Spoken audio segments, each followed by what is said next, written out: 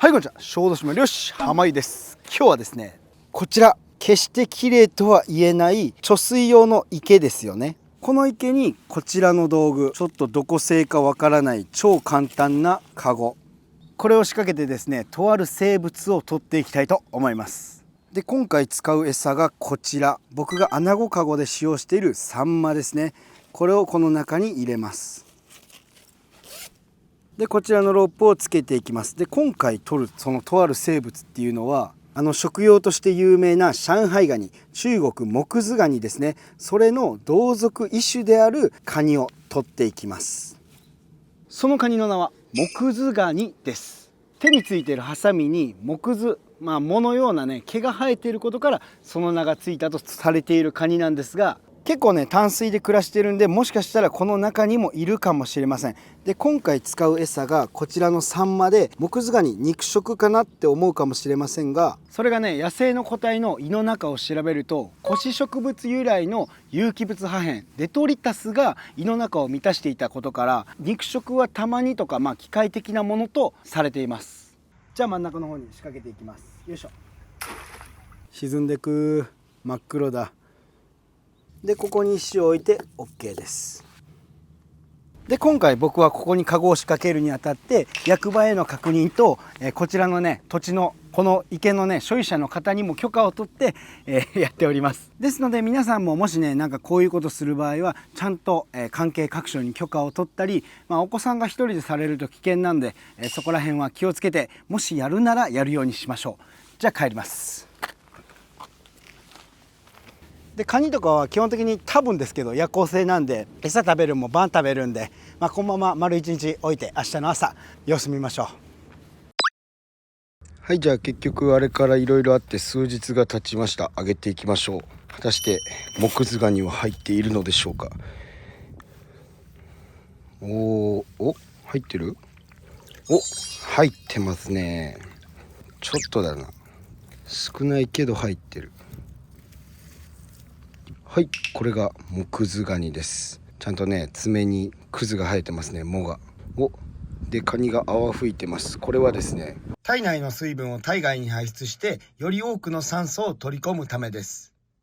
よし、じゃあ持って帰ろう。近所迷惑になっちゃう。はい、じゃあ海の方へやってきました。で、なんで海に来たかっていうとですね、こいつら池にいたのでそのまま食うには臭すぎます。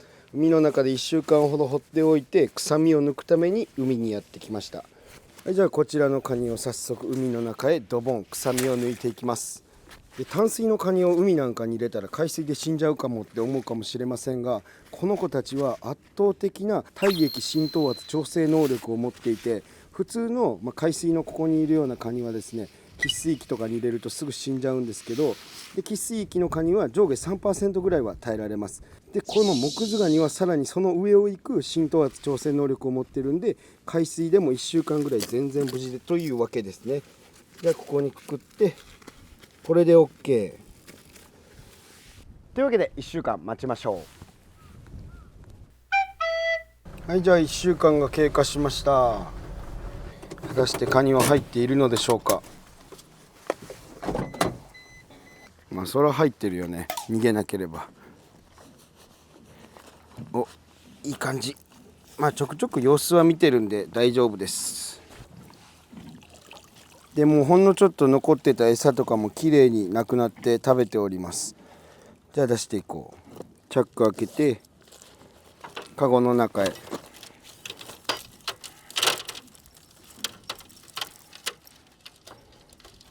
もう寒いからか動きがめっちゃ鈍いな。あと長く生かしてたからか自節してる人がいる。はい、じゃあ改めましてこちら上海ガニの同属異種であるモクズガニです。で、この子パッと見ねちょっと黄色っぽいような緑っぽいような色に見えるんですけど、よく見ると黒い縞模様が入っていてヒョウ柄なんです。すごい顔、怖いね。で、臭みも全くないです。じゃあ持って帰ってちょっと食べてみましょう。初めて食べる。どんな味なんだろう。はい、じゃあ帰ってきました。早速やっていこう。よいしょ。うごめいてますね。この子元気だ。お、脱走できるか。頑張れ頑張れ。落ちた。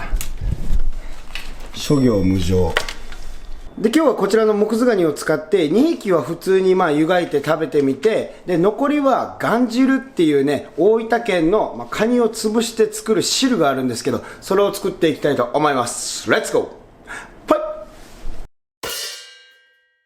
じゃあ早速やっていくんですが、カニをまず締めていきます。でカニの締め方は、氷水で締めるっていうやり方と、もう一個が物理的になんていうのかな、やるやり方。こちらの口にとんがったやつを入れて、で上下に動かすだけ。ただこのやり方自節することもあるからね。これでなんとか締まりました。ではまず水を沸騰させます。じゃあ沸騰してきたら塩を加えて、モクズガニを放り込みます。ちょっと大きめのやつ。やっぱカニだから湯がくと色が赤っぽく変わりますね。で淡水のカニはウェステルマン肺吸虫っていう寄生虫がいるんで、生で食べると肺寄生虫症を発症します。だから絶対しっかり火を通しましょう。具体的には55度で5分以上の加熱処理、冷凍処理ならマイナス18度で100分以上です。これで OK。 しばらく煮ておこう。匂いはいいカニの匂いがします。もう普通のカニ。じゃあ次、待ってる間にガンチャ汁を作っていきます。でガンチャ汁は生きたままのカニをこういう鉢に入れて、これで潰します。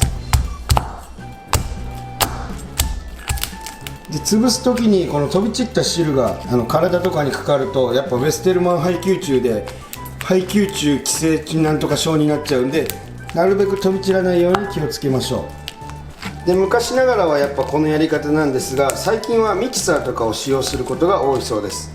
根気よくやってればだいぶ潰れますね。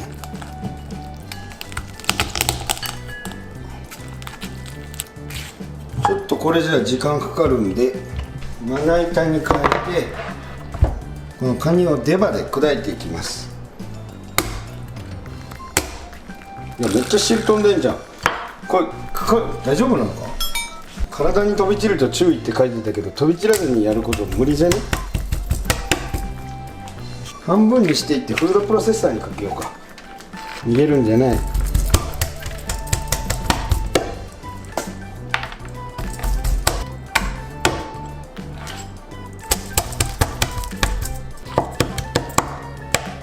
はい、じゃあカニをバラバラに粉砕できました。じゃあこれを砕けるか分かりませんが、フードプロセッサーの中に入れていきます。よいしょ。でこれもセット。じゃあいきます。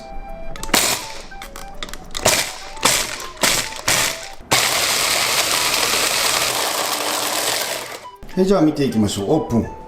おお、砕けとるな。ちょっと気持ち悪いですね。これ素手で触っていいのか。まあ問題なかろう。でこれ本当はね、こっからこの砕いた汁とかをこして出すんですけど、こすほどの量もないんで、このままもう汁に放り込もうかなと思います。というわけでそのまま鍋に移して、で残りのカニも同じ要領で潰していきます。でこれがガン汁って呼ばれるようになった由来は、カニ汁がガニ汁とかってこうなまって、でガン汁になっただけですね。それから鳥取ではガンチャ汁、ガンシャ汁じゃなくてガンチャ汁、高知ではつがに汁って言います。それからモクズガニにまつわる伝承についてなんですが、長崎の雪浦川に津金落としっていう滝があるんですよ。でこれは産卵のために川から下ってきたモクズガニが滝から落ちる様子を見て名付けられたと言われております。津金落とし、要は津ガニで、このモクズガニ落としですね。でここに残った美味しいのももったいないので、しっかりとこそげ集めて汁の中へ入れていきます。これが本当のカニの味噌汁っつってね。じゃあこれも火にかけておきます。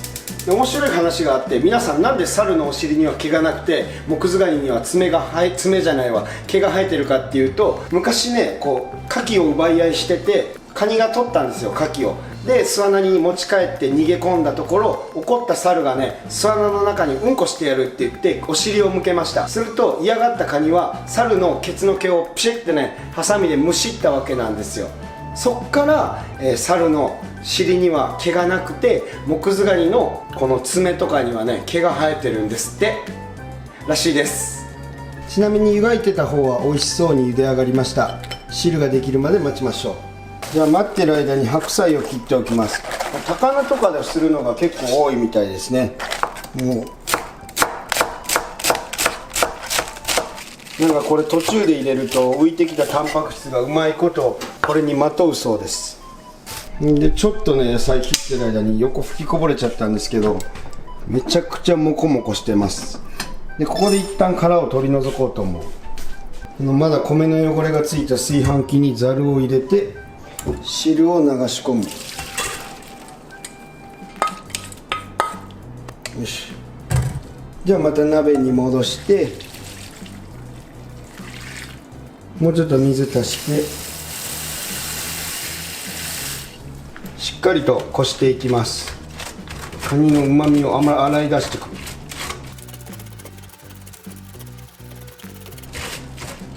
よし OK。 じゃあめちゃくちゃ黄金色の汁ができました。でこれをもう一度火にかけて、でこのカニのタンパク質みたいなのがふわふわして浮いてくるんですよね。書いてました。アクにも見えるけど。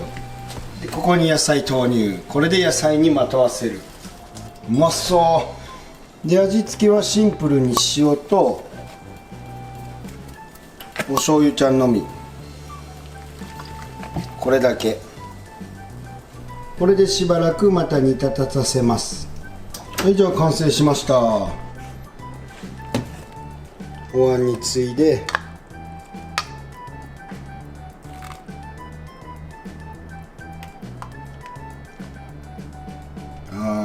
この寒い冬にはもってこいの美味しそうさ、あったかさ。はい、ガンチャ汁完成。はい、というわけで完成しました。池で取ったモクズガニの汁とモクズガニの湯がいたやつですね。もう綺麗に湯がかって真っ赤になっております。それじゃあ宴を始めようか。はい、じゃあいつものキッチンドランカー、酒はありませんがここで撮影していきたいと思います。よし、それじゃあいただきます。今回は割とシンプルな撮影ですけれども、果たして美味しく出来上がったのでしょうか。動画は面白くなってるのでしょうかね。ずっとねなんかちょっと最近風邪気味でテンションは低いですが、まずはお汁をつけて元気を飲んでいきたいと思います。ガンチャ汁いただきます。あったけー。今気温がねマイナス2、3度とかだから寒いんですよ。それはね東北とかに比べたら全然ですけど、小豆島でマイナス2、3度って言ったら雪が降るぐらいですからかなり寒いです。その寒い冷え切った体にこのあったかいお汁、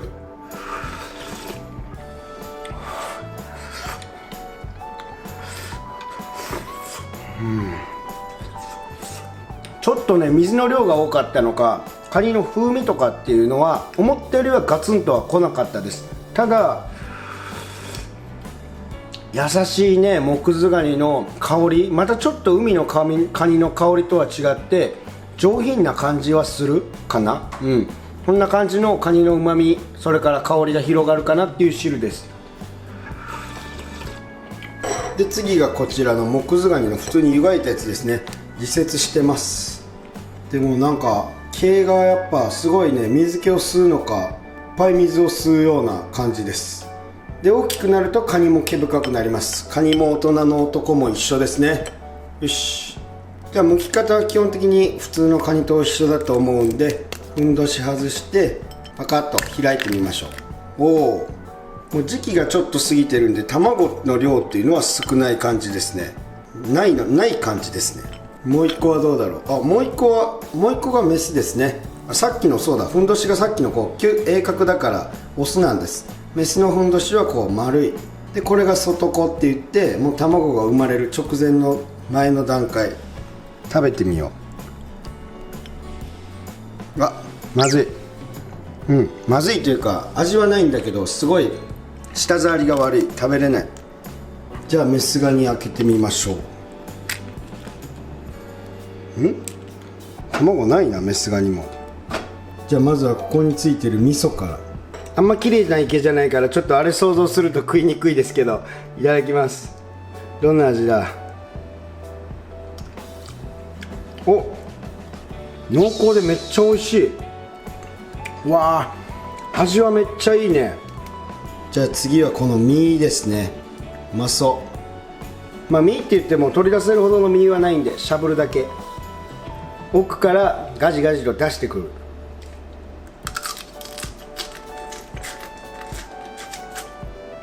おお、うわあ、うまい食べれる身の量自体は非常に少ないんですけど、ほのかに出てくる全く癖のない甘みのある身、そこに濃厚なカニ味噌とほんのちょっとの卵とかがうまくマッチングしてめっちゃ美味しい。で実はもう一個ね、小豆島内で取れる川があって、そこに無限にいるんで、食べたくなったら生でも取れますね。わあ、このカニ味噌のほのかな苦みと、なんとも言えない美味しさ。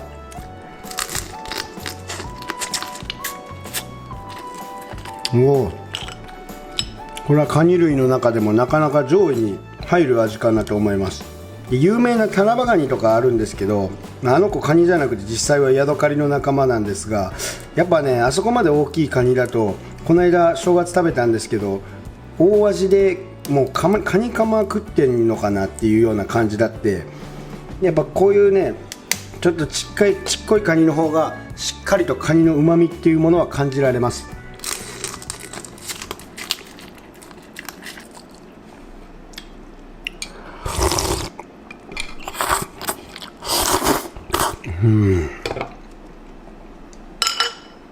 はい、じゃああとはゆるりとごちそうさまでした。はい、というわけで皆様いかがだったでしょうか。ちょっと暗いですね。もうちょっとこっち。お世辞にも綺麗とは言えない池にバナの中に餌を入れて仕掛けて、それでモクズガニというカニを取って食べるという動画だったんですけれども、ちょっとねシンプルな動画にはなったんですけど、これから今年皆様やる機会があればちゃんと許可とかを取ってねやってみてください。お子さんとやっても楽しいと思います。カニも美味しかったです。というわけで皆さん本日もご視聴ありがとうございました。またお会いしましょう。 See you next time. バイバイ。エビカニエビカニ